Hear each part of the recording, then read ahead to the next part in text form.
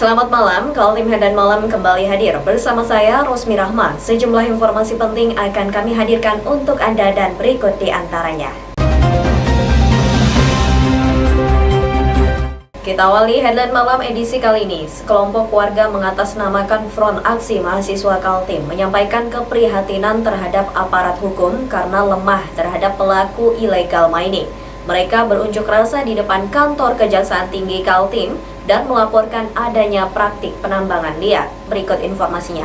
Meski sudah merasa kecewa dengan penegak hukum dalam kasus-kasus illegal mining yang terjadi di Kalimantan Timur, sekelompok mahasiswa tetap mendatangi kantor Kejati Kaltim di Jalan Bung Tomo, Samarinda seberang. Mereka menyuarakan adanya praktik kejahatan terhadap sumber daya alam di Desa L4, Kertabuana, Kabupaten Kutai Kartanegara, sambil membawa bukti-bukti berupa foto-foto kegiatan penambangan liar. Para pengunjuk rasa mengatakan praktik illegal mining itu sudah berlangsung lama. Bahkan dari foto-foto yang menjadi bukti kalangan mahasiswa, seperti dikerahkannya alat-alat berat seperti dump truck dan eksavator. Bagi para mahasiswa sangat mustahil aparat hukum tidak mengetahui adanya pencurian sumber daya alam batu bara. Kawan-kawan, hari ini kita berada di depan Kejaksaan Tinggi Kalimantan Timur meminta kepada Kejaksaan Tinggi Kalimantan Timur melalui Satgas tambang ilegalnya untuk mengusut praktek-praktek tambang ilegal yang ada di Kutai Kartanegara, kawan-kawan. Bahwa kita ketahui hari ini kita sudah tidak percaya. Setelah berorasi, para pengunjuk rasa ditemui oleh Kepala Seksi Penerangan Hukum Kejati Kaltim, Abdul Farid. Dia berjanji membawa laporan itu kepada atasan serta berkoordinasi dengan pihak kepolisian. Saat ini sedang berlangsung kegiatan diduga penambangan ilegal di wilayah, ini dari foto yang ada, aktivitas pengamuan batu bara di wilayah mana ini? Kecamatan Tenggarong, seberang Kabupaten Kutai Kartanegara, Kalimantan Timur, di Sukamaju, Kecamatan Tenggarong. Ini masih sedang berlangsung. Terima kasih atas informasinya. Nanti kami akan koordinasi dengan teman-teman kepolisian untuk tindak lanjuti dari laporan nilai sampaikan kepada teman-teman dari FAM, Aksi Mahasiswa Kalimantan Timur. Terima kasih. Kasus penambangan batu bara secara liar semakin marak dan menjadi sorotan berbagai kalangan. Sudah ada yang ditangkap pelakunya oleh tim Reskim Mabes Polri dan membawanya ke Jakarta. Namun tidak jelas kelanjutannya. Tim Kaltim TV melaporkan.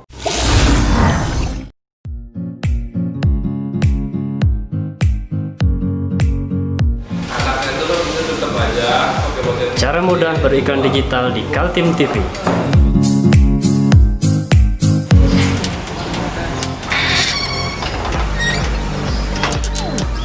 Yang pertama, jadilah sahabat Kaltim TV.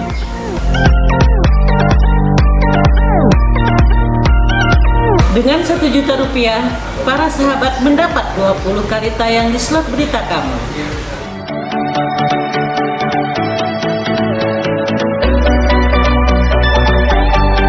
Dengan 20 detik, dapat menjangkau 20.000 penonton. Anda beruntung karena mendapat kesempatan perdana dari kami. Ayo jadilah sahabat Kaltim TV. Pemerintah Provinsi Kalimantan Timur melalui Dinas ESDM, Energi dan Sumber Daya Mineral mengakui adanya kegiatan illegal mining seperti di Sebulu Modern, Kabupaten Kutai Kartanegara. Bahkan dengan tegas disebutkan, areal yang dijarah pengusaha penambang liar itu adalah areal bekas PT Tanito Harum. Berikut informasinya. Polisi sudah mengamankan seorang pengusaha berinisial FF menjadi tersangka kasus illegal mining di Sebulu Modern. Bahkan kasus penggerebekan dilakukan oleh tim Reskim dari Mabes Polri. Bahkan tersangka setelah diperiksa secara intensi di Mapolresta, langsung diangkut ke Jakarta menjalani pemeriksaan di Mabes Polri. Bagaimana lanjutan cerita penangkapan pelaku illegal mining itu? Sejauh ini belum ada keterangan resmi pihak kepolisian. Hal inilah juga yang menjadi kegelisahan dari kalangan mahasiswa dalam sebuah acara dialog publik beberapa waktu lalu. Para mahasiswa menuding penegakan hukum terhadap pelaku penambangan liar sangat minim. Kita bersama bahwa illegal mining ini ataupun tambang ilegal itu sudah menjadi permasalahan klasik, bahkan menjadi rahasia umum di publik gitu ya kan, yang minim penindakan. Nah sementara Amanat undang-undang sudah sangat jelas, Undang-Undang Nomor 4 Tahun 2009 itu sanksinya penjara maksimal 10 tahun dan denda maksimal 10 miliar gitu ya kan. Nah, cuma hari ini kita belum ada mendengar bahwa aturan perundang-undangan itu dijeratkan kepada pelaku aktivitas illegal mining. Kalaupun ada, selama ini yang tertangkap itu cuma kaki tangan ataupun operator-operator dari illegal mining ini. Nah, sementara aparat penegak hukum itu sampai hari ini belum ada mengungkap otak ataupun dalang sebenarnya siapa sih pelaku aktivitas illegal mining di Kaltim. Ternyata tidak hanya mahasiswa dan masyarakat yang gelisah dengan penegakan hukum terhadap pelaku penambangan liar. Pemerintah melalui Dinas ESDM, Energi Sumber Daya Mineral, mengakui terjadinya kasus penambangan liar di mana-mana. Namun mereka tidak mampu berbuat apa-apa karena bukan kewenangan pemerintah dalam menindaknya. Kasus penggerebekan lokasi penambangan liar di Sebulu Modern, Kutai Kartanegara, menurut Kepala Bidang Minerba Dinas ESDM Kaltim Azwar Busra, diungkap tim Reski Mabes Polri setelah berkoordinasi dengan instansinya. Waktu itu Bareskrim ingin memastikan status lahan yang ditambang secara liar dan ternyata setelah dicocokkan koordinatnya berada di lahan eks perusahaan tambang PT Tanito Harum. Yang terkait dengan beberapa waktu lalu ada tim dari Mabes ya, memang telah berkoordinasi dengan kita di sini, di mana kita dilibatkan untuk ngecek kepastian lokasi tersebut, apakah memang itu ilegal atau bagaimana. Jadi kita udah turun bersama tim pada saat itu ya. Jadi ternyata yang didapati aktivitas itu adalah di lokasi PT Tanito Harum. PT Tanito Harum ini adalah satu perusahaan PKP 2B generasi 1 yang izinnya dikeluarkan oleh pemerintah pusat. Jadi beberapa waktu yang lalu PKP 2B Tanito Harum ini memang telah habis masanya. Nah, telah habis masanya dan sekarang statusnya masih dalam proses. Apakah itu nanti akan diperpanjang atau bagaimana? Inilah yang Kini kasus illegal mining sudah terang benderang, masyarakat menunggu pihak berwenang. Apakah sungguh-sungguh menjaga aset negara berupa sumber daya mineral di Kalimantan Timur? Tim Kaltim TV, Hardin melaporkan.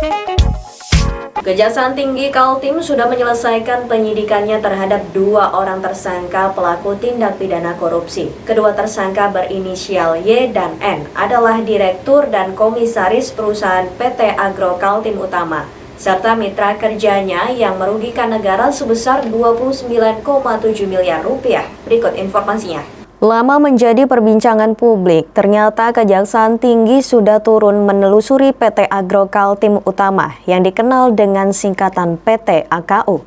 Perusahaan ini adalah badan usaha milik daerah yang dapat suntikan dana segar 27 miliar dari APBD Kaltim. BUMD PT Agro Kaltim Utama awalnya direncanakan menjadi perusahaan andalan pemerintah Provinsi Kaltim dalam bidang perkebunan. Pada tahun 2003, pada saat Kaltim dipimpin Gubernur Suwarna AF, perusahaan mulai mendapat suntikan dana dari Pemprov Kaltim dengan akumulasi sampai tahun 2010 sebesar 27 miliar rupiah. Kucuran dana segar itu ternyata tidak digunakan sesuai proposal rencana bisnis perusahaan. Pimpinan PT AKU malah bekerja sama dengan 9 perusahaan yang 6 diantaranya diduga fiktif karena tidak ada lagi alamatnya. Sedangkan satu perusahaan terbesar diajak join adalah PT Dwi Palma Lestari. Setelah ditelusuri penyidik Kejaksaan Tinggi Kaltim, perusahaan Dwi Palma Lestari didirikan oleh tersangka Y sendiri bersama temannya berinisial N. Perusahaan ini diketahui mendapat suntikan dari Perusda AKU sebesar 24 miliar rupiah. dalam kasus ini adalah penyertaan modal dari Provinsi Kalimantan Timur sebesar 27 miliar ya. Tetapi dalam pemeriksaan kami di tingkat penyidikan itu dalam kenyataannya yang pertama proposal adalah tujuannya untuk usaha perkebunan ya, tetapi oleh tersangka inisial N dan Y dan N itu yang bersangkutan membuka ini kerjasama dengan 9 perusahaan. Tapi dalam 9 perusahaan itu 6 itu tidak benar, fiktif, termasuk antara lain 1 yaitu PT Dwi Palma Lestari yang didirekturi oleh yang bersangkutan ya, tersangka Y dan N. Itu selama 4 tahun itu saling berganti, setiap tahun berganti. Yang bersangkutan kadang N sebagai direktur utama, terus Y sebagai komisaris. Terkadang dibalik juga, Y sebagai direktur utama, yang N sebagai komisaris. Akumulasi anggaran tersebut dari tahun 2003 sampai dengan tahun 2010 sebesar 27 M. Tetapi pada tahun 2009 yang bersangkutan mendirikan PT yang notabene direktur utamanya adalah tersangka Y. Sebagai komisarisnya adalah tersangka N ya. Dari hasil pemeriksaan tersebut kita kembangkan, yang Y saya tetapkan tersangka lebih dahulu, kemudian pada tanggal 5 Oktober ya itu menyusul saudara N. Itu dari hasil perkembangan penyidikan kami ya, ternyata apapun yang dilakukan untuk perbuatan ini dilakukan berdua. Kedua tersangka ini sudah ditahan, bahkan berkas tersangka Y sudah dilimpahkan ke Kejaksaan Negeri Samarinda. Keduanya dikenakan pasal 2 ayat 1 junto pasal 18 UU 31 tahun 1999 tentang tipikor dengan ancaman minimal 4 tahun dan denda 200 juta rupiah. Tim Kaltim TV, Heriman dan Hardin melaporkan.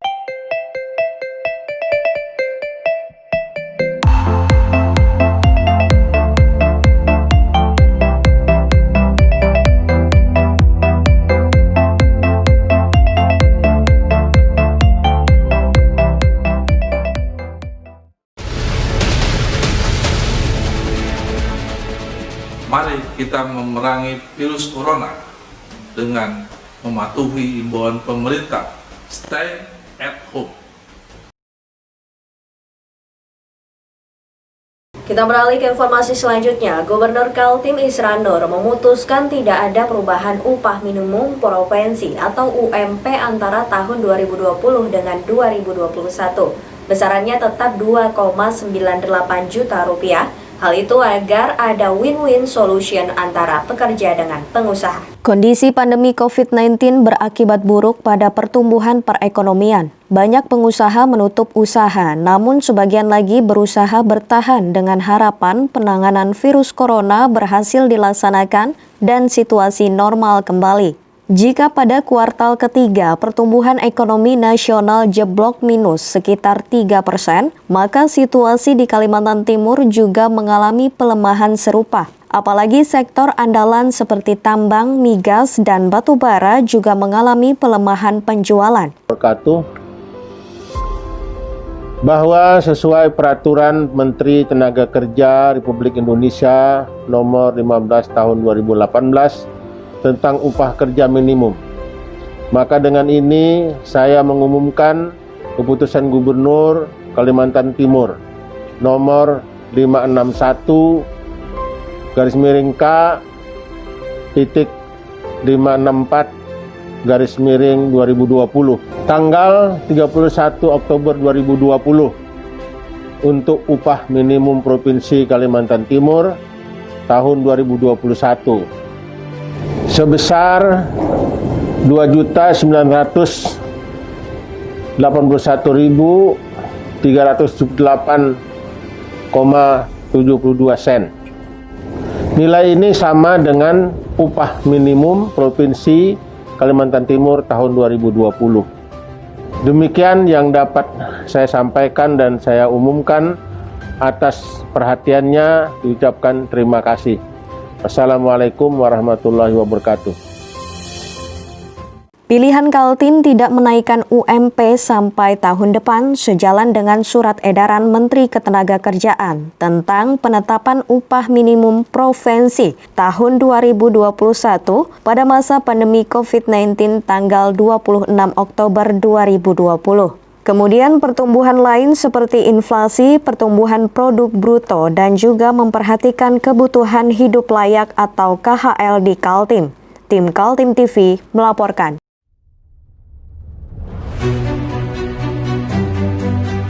Untuk hari ini kita ada kegiatan untuk membungkus sembako untuk dibagikan ke masyarakat yang membutuhkan karena COVID-19 ini. Semoga kita sukses semua. Harus kerjasama yang bagus. Pancasila! Pancasila!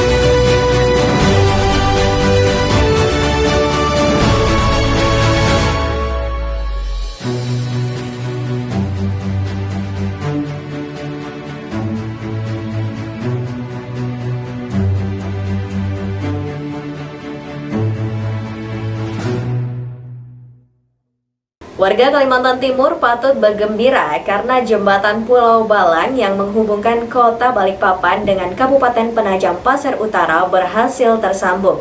Tanggal 31 Oktober Sabtu malam, sejumlah pekerja melakukan cor terakhir yang membuat jembatan sepanjang 804 meter dengan lebar 22,4 meter sebentar lagi bisa dilewati kendaraan.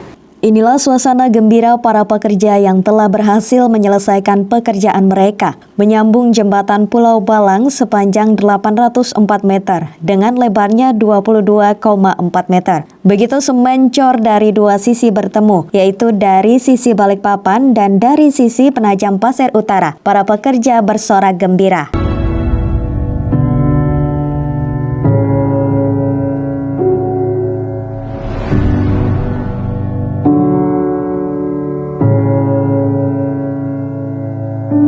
Sorakan kegembiraan itu terekam dalam akun Instagram dan kemudian menyebar di media sosial. Inilah ikon baru Kalimantan Timur, sebuah jembatan yang dulu hanya berupa mimpi dan sekarang terwujudkan. Detik-detik jembatan Pulau Balang nyambung. Alhamdulillah. Alhamdulillah. Jembatan Pulau Balang nyambung. Alhamdulillah. Alhamdulillah. Selebrasi tanah.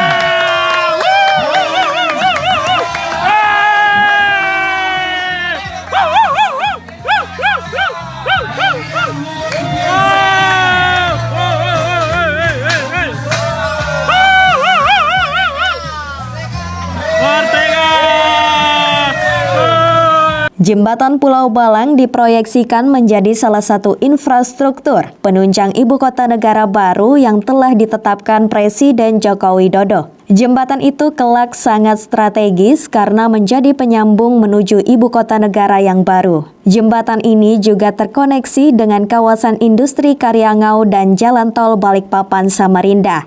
Sumber dana pembangunan jembatan Pulau Balang adalah SBN Surat Berharga Syariah Negara atau Sukuk Negara tahun 2015-2021 dengan pagu anggaran sebesar 1,39 triliun. Dikerjakan oleh PT Hutama Karya Persero selaku kontraktor yang melakukan kerjasama operasi dengan PT Adikarya Persero dan PT Bangun Cipta Konstruksi. Tim Kaltim TV melaporkan.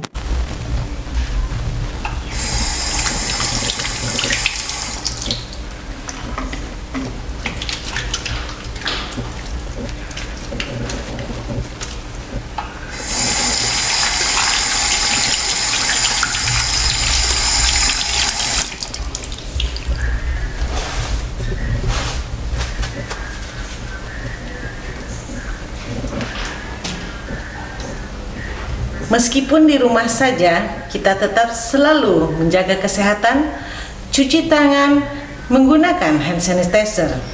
Ingat, mulailah dari diri sendiri. Demikian Kaltim Headline Malam edisi kali ini. Informasi lainnya dapat Anda simak melalui situs website kami www.kaltim.tv, channel YouTube dan fanpage Facebook Kaltim TV. Jangan lupa untuk selalu patuhi protokol kesehatan. Saya Rosmi Rahma bersama kerabat kerja yang bertugas pamit undur diri. Selamat malam dan sampai jumpa.